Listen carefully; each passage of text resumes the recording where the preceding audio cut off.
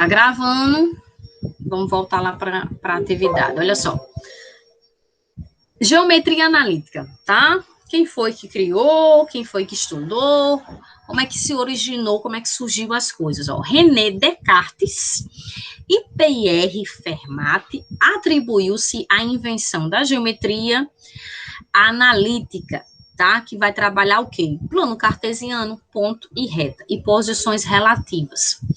Os pontos são representados por pares ordenados. Então, olha só. Isso aqui vocês já estudaram, tá? Mas a gente sempre esquece, como não é uma coisa do nosso dia a dia, que a gente utiliza muito, a gente acaba esquecendo. Então, o que é um par ordenado? Eu vou explicar tintim por tintim, detalhe por detalhe. Então, primeira coisa, o que vem a ser um par ordenado? Porque os pontos, eles são representados por par ordenado. Aí eu vou dar um exemplo aqui. Vou pegar minha canetinha, que eu comprei uma canetinha da China.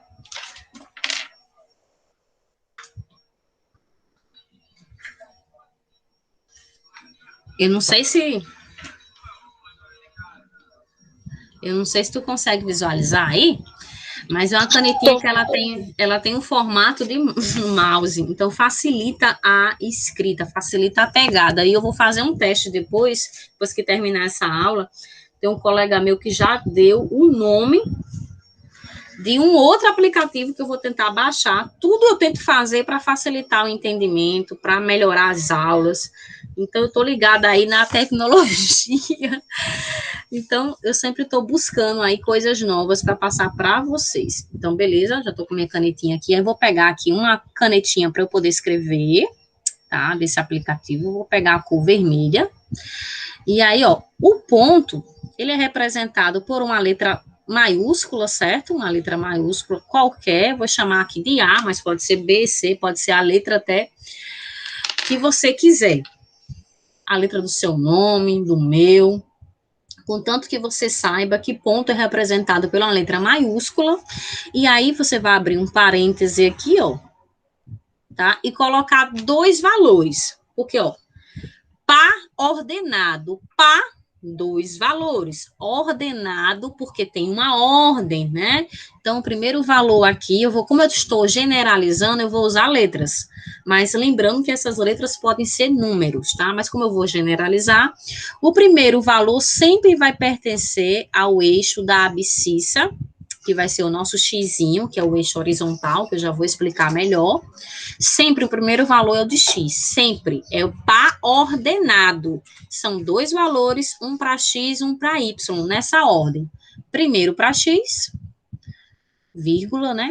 E o segundo aqui para y, sempre nessa ordem, tá? Então, isso aqui é a representação de um ponto. Então, um ponto, ele é representado por um par ordenado, tá? Então, lógico, como tem vários pontos, para não confundir, a gente sempre chama de ponto A, ponto B, ponto C, só por questão mesmo de identificação e para facilitar a localização. Sempre o primeiro valor, sempre dentro do parêntese aqui, desse jeito que eu coloquei aqui, primeiro valor sempre vai pertencer a X, segundo valor sempre a Y. Aí vamos continuar. Par ordenado é isso aí. É um ponto, certo? Representado em par ordenado, onde você vai ter um valor para X, um para Y. Para que existe, então, os pontos? Os pontos servem para localização, para nos ajudar a localizar, principalmente no plano cartesiano, tá? Então, vamos voltar aqui, vamos descer aqui mais um pouco o material, vamos continuar. Beleza, os pontos são representados por pares ordenados de números reais, nós vamos trabalhar com os números reais. Aí, relembrando o que é um número real. Um número real é números naturais, números inteiros, que são os naturais mais os negativos. Os números racionais também está dentro do conjunto dos números reais, que são as raízes quadradas exatas, são os números na forma de frações, são as dízimas periódicas, tudo dentro do conjunto dos números reais. Então, a galera todinha está aqui dentro desse conjunto dos números reais, tá? Eu estou só revisando, porque um assunto de matemática puxa o outro. Então, quando eu vou dar aula, eu sempre gosto de detalhar para o meu aluno, ó, ponto por ponto. Porque muitas vezes vocês não entendem os conteúdos porque faltam essas informações. Então, eu pego a informação lá do início e vou ressuscitando o que vocês precisam para o conteúdo atual. Nós temos as retas, nós temos as circunferências e outras curvas, que podem ser escritas por meio de expressões, com os quais podemos estudar as propriedades das figuras geométricas. Então, tudo isso é conteúdo da geometria analítica. As figuras são representadas por um referencial formado por dois eixos perpendiculares. Essa definição que ele está dando aqui abaixo, é justamente do plano cartesiano. O plano cartesiano é a formação de dois eixos, tá? Eixos, você vai ter duas retas aí. Você vai ter a reta X na horizontal e a reta Y na vertical. Eles são perpendiculares. O que é perpendicular? Aí aqui do lado eu chamo sua atenção para essa figura, que é essa imagem do plano cartesiano, e ele vai ser perpendicular porque eles vão se cruzar, né? Observe que a reta Y, deixa eu tirar aqui essas minhas canetinhas aqui e colocar aqui embaixo. Observe que a reta Y está cruzando a reta X e vice-versa. E é perpendicular porque ele vai formar um ângulo de 90 graus. Então, eu vou escrever aqui. Vai formar um ângulo de 90 graus aqui, ó. Onde eles se encontram, no cruzamento, eu tenho de um lado, na verdade, eu tenho aqui 4 ângulos de 90, tá? Em cada eixozinho, ó, em cada região, observe que as regiões, elas estão formando aqui quadrantes, primeiro quadrante, segundo quadrante, terceiro e quarto quadrante. Isso aqui a gente viu no ano passado, não sei se você relembra, na parte aí do ciclo trigonométrico, que tem os quadrantes. É o conteúdo que eu estou dando no segundo ano, e como você já cursou o segundo ano, não sei se você lembra, mas isso aqui tem a ver com... Pronto. Então, os quadrantes é justamente, né, as regiões formadas depois que a gente divide aqui, ó, o plano cartesiano. Observe que você tem 4 regiões, né, é dividido em 4 partes, e a gente começa, então, da direita, primeiro, segundo, terceiro e quarto aqui embaixo. Então, onde essa reta está se cruzando, ela vai formar 4 ângulos de 90. Então, vai ter um ângulo de 90 no primeiro, vai ter um ângulo de 90 no segundo, no terceiro e quarto. Então, perpendicular tem a ver também com a questão angular. Ele vai formar um ângulo de 90 graus, certo? Então, continuando. Então, isso aqui é a definição de plano cartesiano, a definição formal, tá? Vai ter 2 eixos, conhecido como sistema de coordenadas, também pode aparecer esse nome, coordenadas cartesianas, dados em homenagem ao matemático René Descartes, que estudou aí esse conteúdo. Então, a geometria analítica, ela desempenha um papel importante no desenvolvimento da computação gráfica. Então, matemática aí, ela está em tudo, né?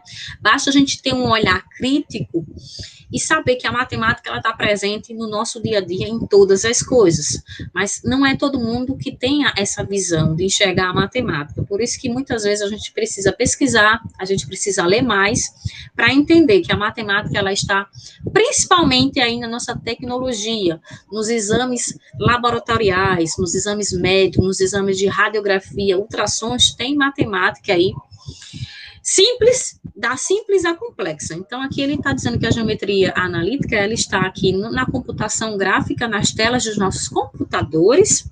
Então, sem a matemática, não seria possível estar dando para você essa aula, tá? Então, tem matemática aqui? Sim.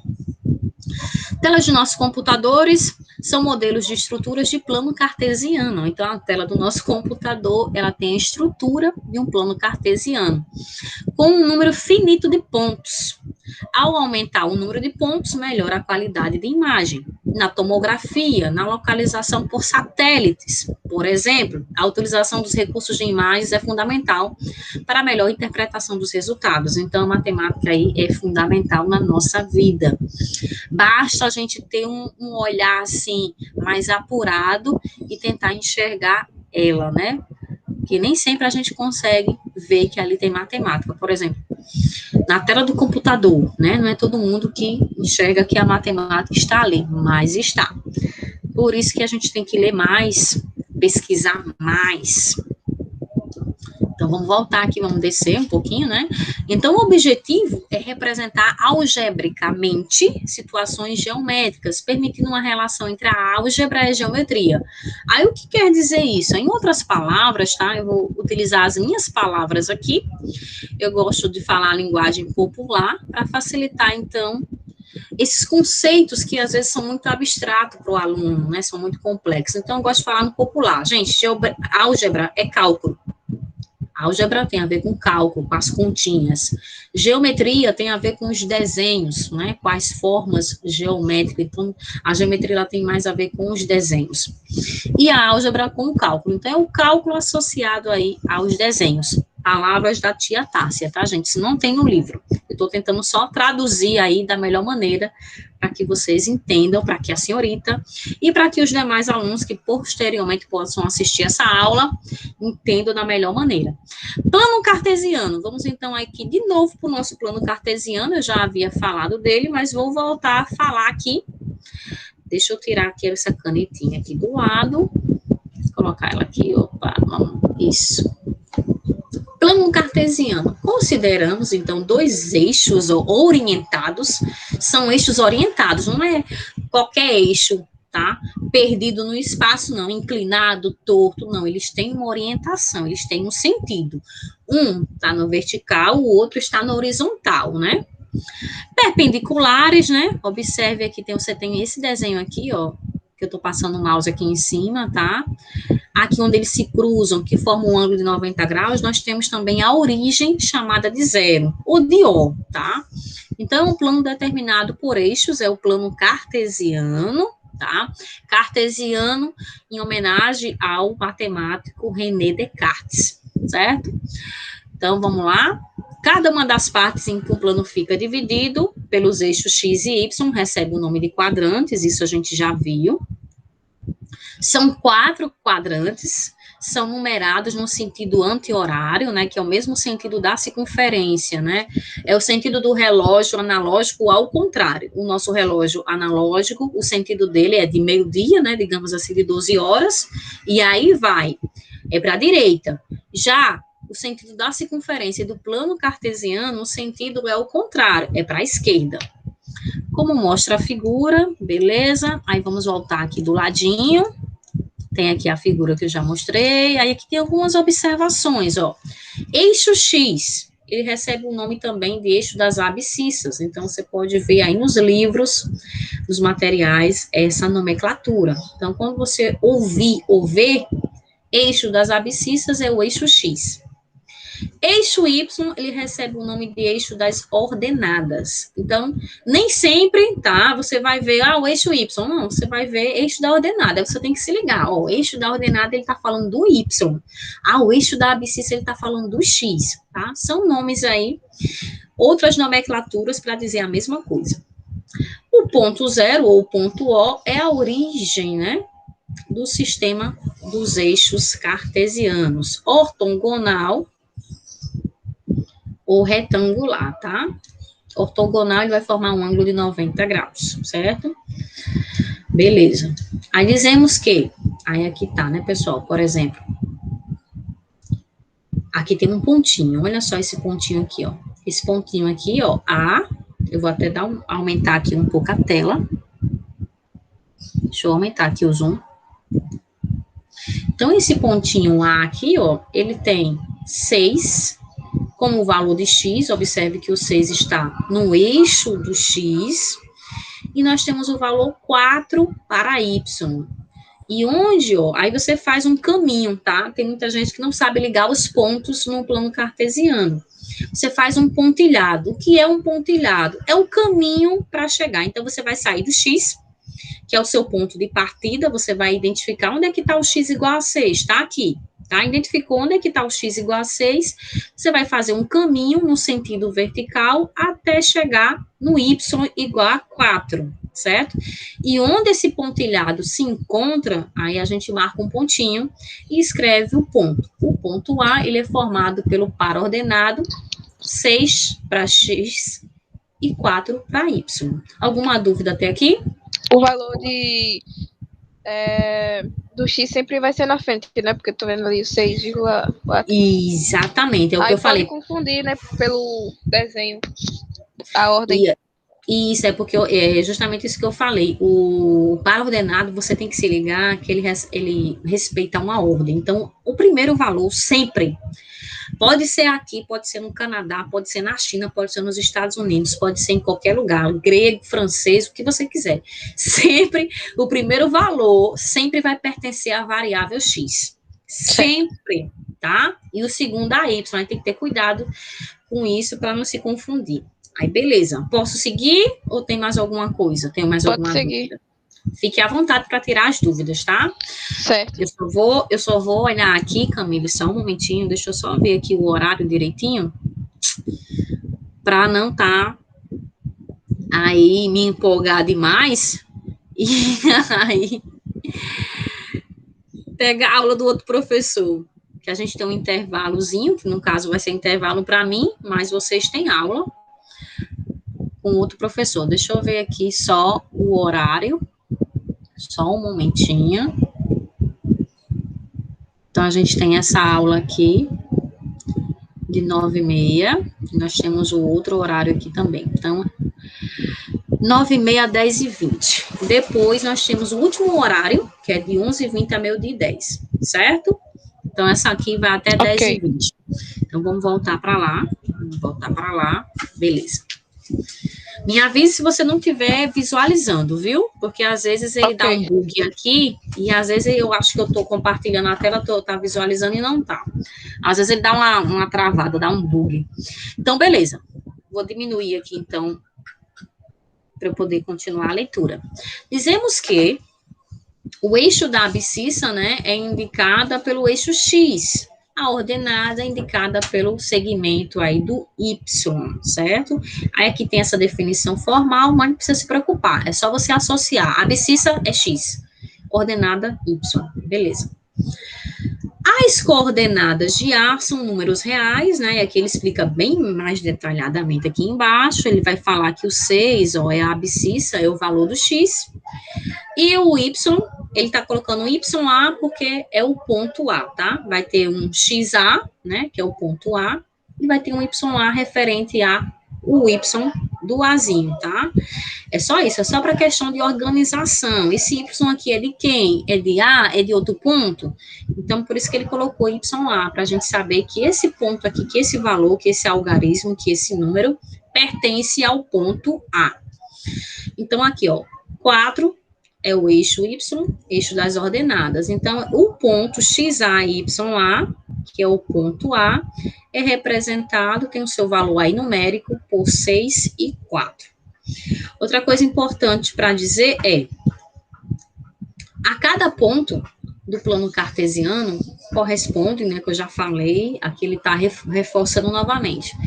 Então, a cada ponto do plano cartesiano, ele vai corresponder, ele vai se relacionar com um par ordenado, nessa ordem aqui, um X e um Y.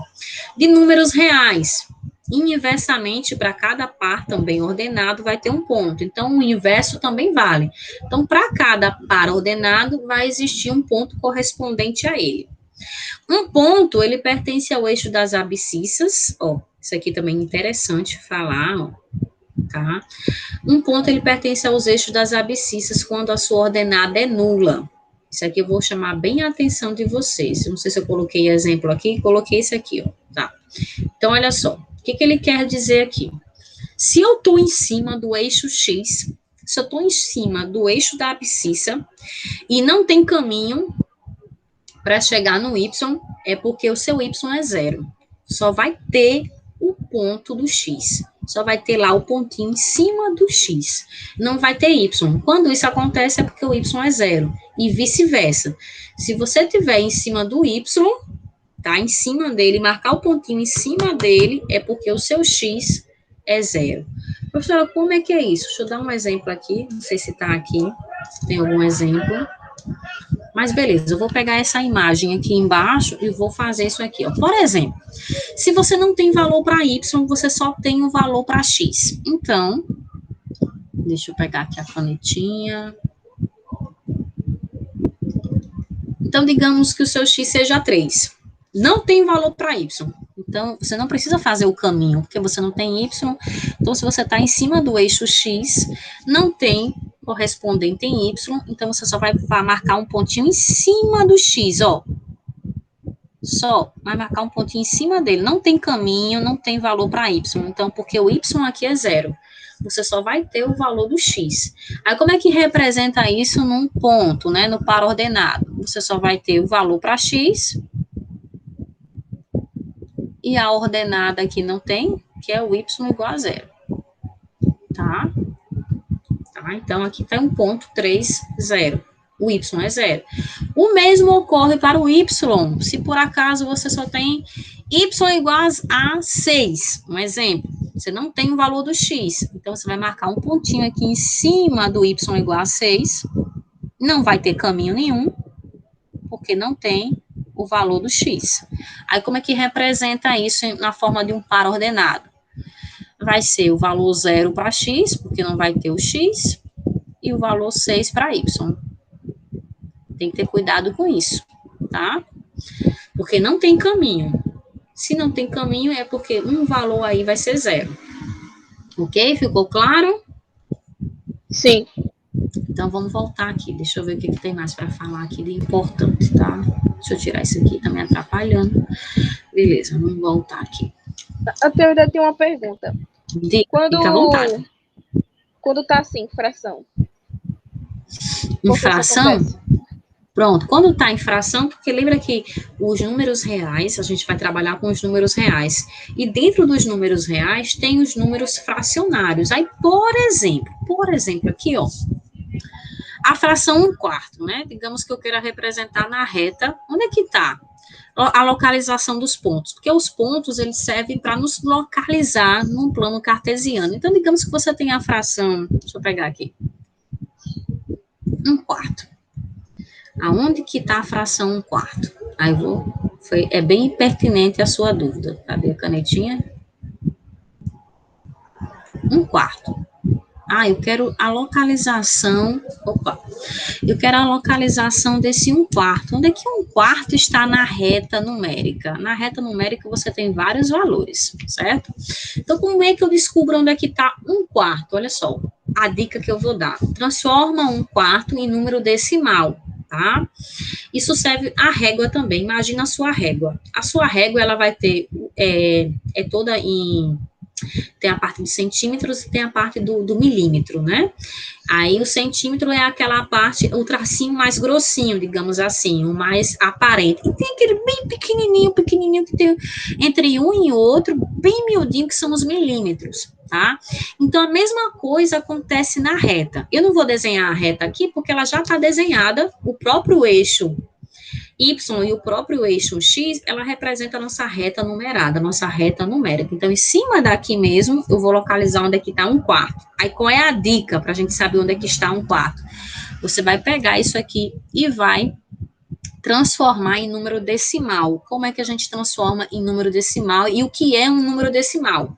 Número decimal são aqueles números que possuem vírgula, tá? Uma maneira bem grosseira e bem popular de falar, são os números que têm vírgula, 0, alguma coisa, 1, alguma coisa, 2, alguma coisa. Então, número decimal é isso.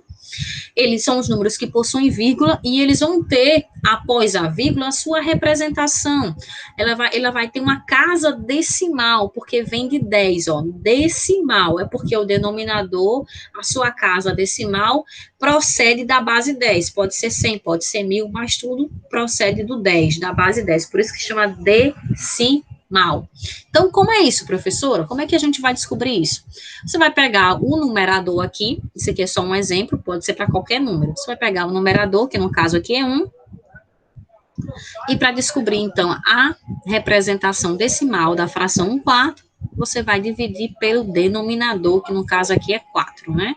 Então, você vai fazer uma divisão. Esse é o procedimento para você transformar uma fração em um número decimal, para você poder, então, se localizar aqui na reta, tá? Então, como é que é essa divisãozinha aqui? Vou pegar uma cor diferente, só para ficar tudo em vermelho.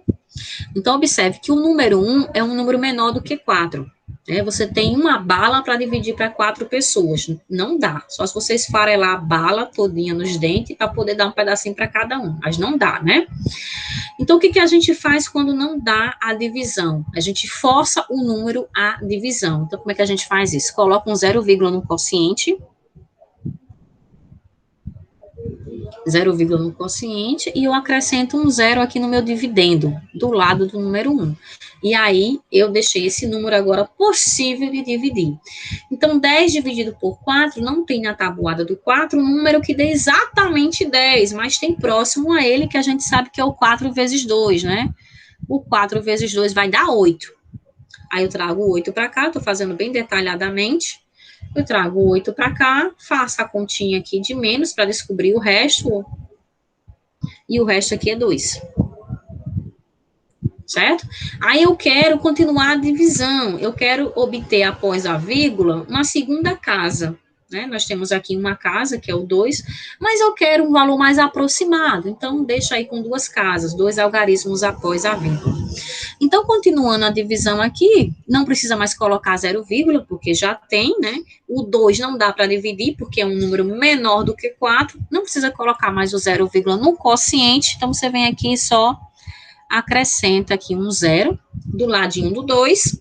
E aí, dá para dividir. E a gente sabe que o 4 vezes 5, na tabuada do 4, dá exatamente 20. Ou seja, isso aqui é uma divisão exata. Então, a representação aqui de 1/4 é 25 centavos, é uma moedinha de 25 centavos, certo? Aí você pode, ou alguém, me perguntar, professora, e onde é que vem esse 10 que a senhora disse, decimal, por que 10, por que 100, por que 1000, já que eu não estou enxergando? Ó, presta bem atenção. 0,25, tá? A sua representação é essa daqui, ó, é 25 em fração. Quando você tem uma igualdade em matemática, é porque tanto faz 0,25 ser igual a 1/4, ou 1/4 ser igual a 0,25. A igualdade tanto faz a ordem, tá? Então, 0,25 é a mesma coisa que 25 sobre 100. É a mesma coisa que 25 sobre 100. Aí eu já vou chegar na próxima pergunta. É a mesma coisa que 25 sobre 100. É o próprio 25, observe que após a vírgula, eu tenho 2 casas, eu tenho 2 algarismos. Então, é porque aqui a base, porque o denominador é 100, tá? Aqui é 25 centésimos. Ah, professora, a senhora escreveu 0,25 em fração. Mas a senhora não disse que 1/4 é igual a 0,25, e agora a senhora está dizendo que 0,25 é igual a 25 sobre 100, não era para ser igual a 1/4? É igual a 1/4, é porque a gente tem que simplificar. Lembra que em matemática, a gente tem que simplificar o máximo que a gente puder? Então, aqui tem como a gente simplificar isso aqui, ó. O que é simplificar, gente? Simplificar é você dividir tanto o numerador quanto o denominador pelo mesmo algarismo, pelo mesmo número. Então, eu posso dividir isso aqui, tá? Por qual número? Eu posso dividir isso aqui por qual valor? Você pode dividir por 5, né? Você pode dividir por 5, tanto embaixo quanto em cima. E aí, você vai dividindo até não poder mais, tá? A gente sabe que 25 dividido por 5 é o próprio 5. Então, coloca aqui. E a gente sabe que quanto é 100 dividido por 5? 100 dividido por 5, a gente sabe que é quanto? Vamos fazer aqui bem rapidinho, caso a gente não saiba, caso a gente não lembre, vai ser tudo na mão. Então, vai dar 10, esse aqui é um 5, eu coloquei 2, foi mal. Vou tentar apagar aqui. Ó, tá? Vai dar 2, né? Resta o 0. Baixa outro zerozinho aqui, vai ser 20. Vai ser 20 moedinhas, tá? Aliás, desculpa, vai ser 5 moedinhas de 20 centavos. 5 vezes 20 dá 100. Então, eu sei que aqui é 20. Ah, professora, mas não deu um quarto. Calma, que eu ainda vou fazer outra divisão. Observe que 5 e 20 ainda dá para dividir por 5, né? Então, dividindo aqui ainda por 5, ó, 5 por 5 vai dar 1. E 20 dividido por 5, a gente sabe que na tabuada dá 4. Então, eu cheguei à fração irredutível. Eita, deixa eu ajeitar aqui. Eu cheguei à fração irredutível, que não dá mais para simplificar por ninguém, 1/4. Então, 0,25 é a mesma coisa que 1/4. E 1/4 é a mesma coisa que 0,25. Então, eu mostrei aqui tanto como chegar na parte decimal, quanto da decimal chegar na parte fracionária. Então, eu mostrei a ida e eu mostrei a volta dessa igualdade, né? Porque a igualdade, ela permite você ir e você voltar, tá? Então, quando você tem uma igualdade em matemática, você tem que ser possível a ida, chegar em 0,25, quanto a volta, que é para chegar a 1/4, tá? Então, beleza. Entendido como é a representação, eu só preciso dar do 0,25 para facilitar a minha vida aqui na reta. Aí eu vou vir aqui para a reta, eu só vou apagar isso aqui, para não misturar e não ficar muita poluição visual, tá? Então, eu vou apagar No caso, aqui. assim, que deu 20 ali, não continua a divisão, não, né? Continuei, aqui, ó, Continua? 5, Cadê? sim, tu tá falando do 100 dividido por 5, é? Não, desse daí mesmo, Pronto, da fração? 10, do 1 dividido por... Do 1 sobre 4, quer dizer. 1/4. 1/4 não dá para 4. dividir, não dá para simplificar mais. Por quê? Olha só. Por que não dá? Porque quem é que divide o número 1? Só o número 1, não é isso? Uhum. Quem divide o 4? O 1 também pode dividir o 4. Só que a simplificação em matemática, ela tem que ser um número maior do que 1. Então, nunca eu vou poder simplificar em cima e embaixo pelo número 1, que é o divisor universal. Eu tenho que dividir a partir do 2 em diante. Então, 2, 3, 4, 5. Então, se aqui eu só posso dividir por 1, então eu não posso mais simplificar, tá? Porque lembrando que eu só posso simplificar pelo mesmo algarismo. Observe que 25 e 100 eu dividi ambos por 5. Uhum. 5 sobre 20 eu dividi ambos por 5. Não pode ser um número aqui, por exemplo, 25 por 5 e 100 por 2. Não pode. Tem que ser o mesmo algarismo. E esse algarismo, ele tem que ser um número diferente de 1. Então, por isso que aqui não dá mais para fazer nada. Esse 1/4 morreu aqui. É uma fração irredutível. Ok? Entendi. Agora, vamos localizar esse 0,25. Observe que aqui você tem... Deixa eu pegar a canetinha. Aqui você tem, tá?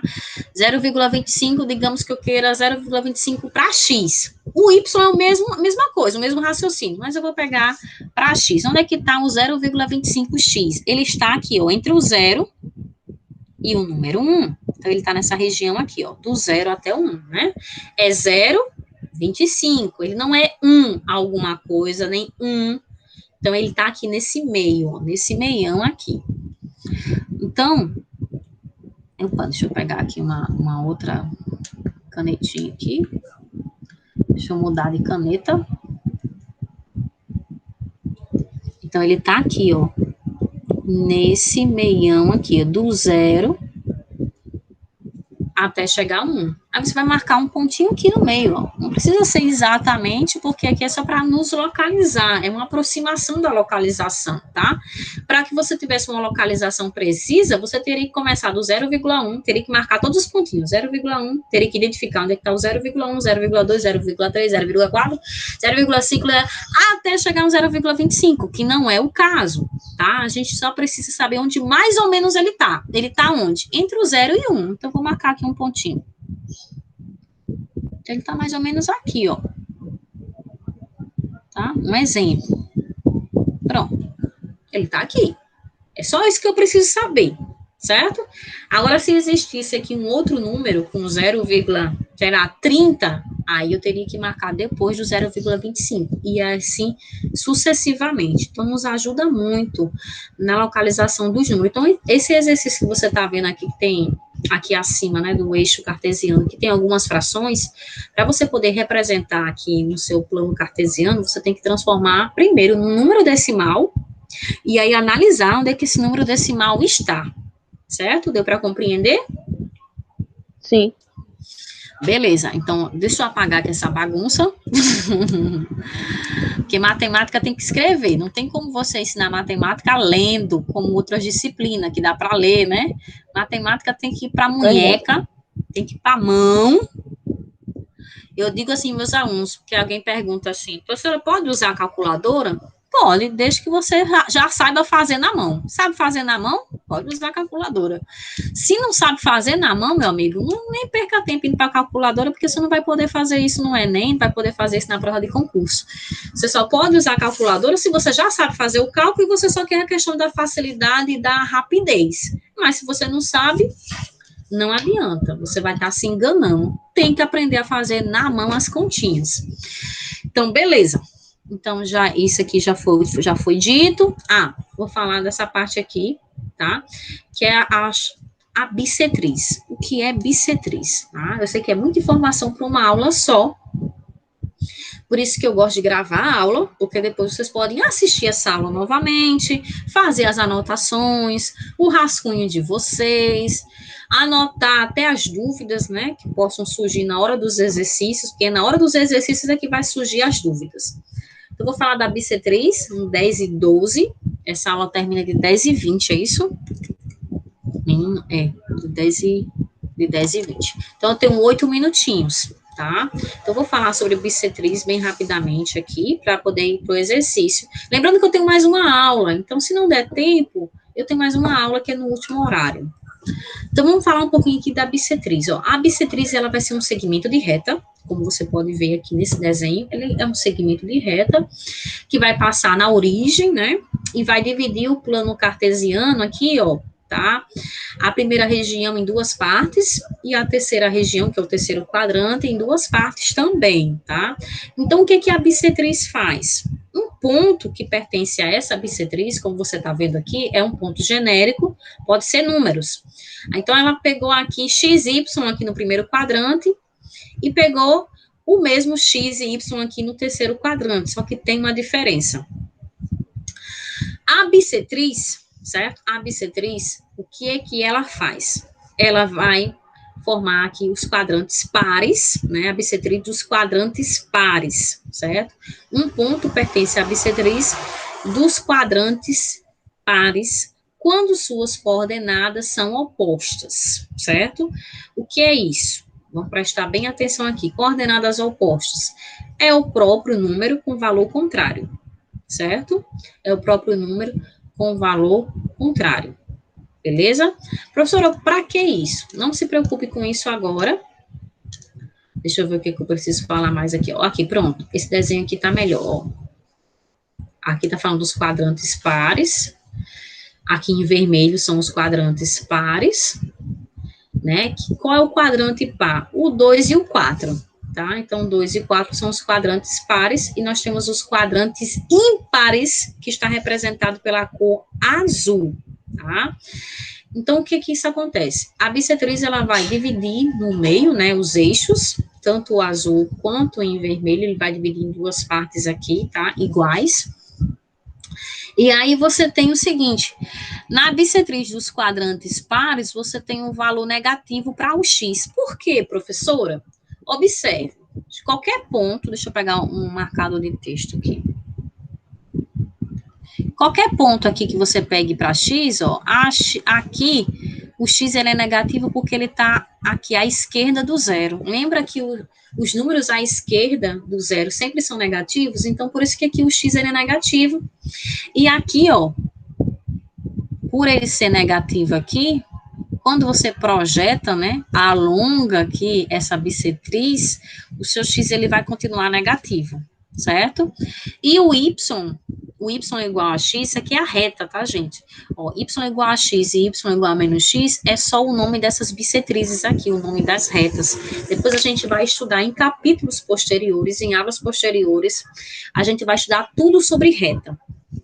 Mas a princípio aqui, como não tem como eu falar agora, porque é um assunto que vai ficar para aula mais para frente, é um assunto mais complexo, então, para não deixar assim vocês num vácuo, é o nome desse segmento, tá? Eu sei que é bissetriz, mas a gente também dá nome a ele, né?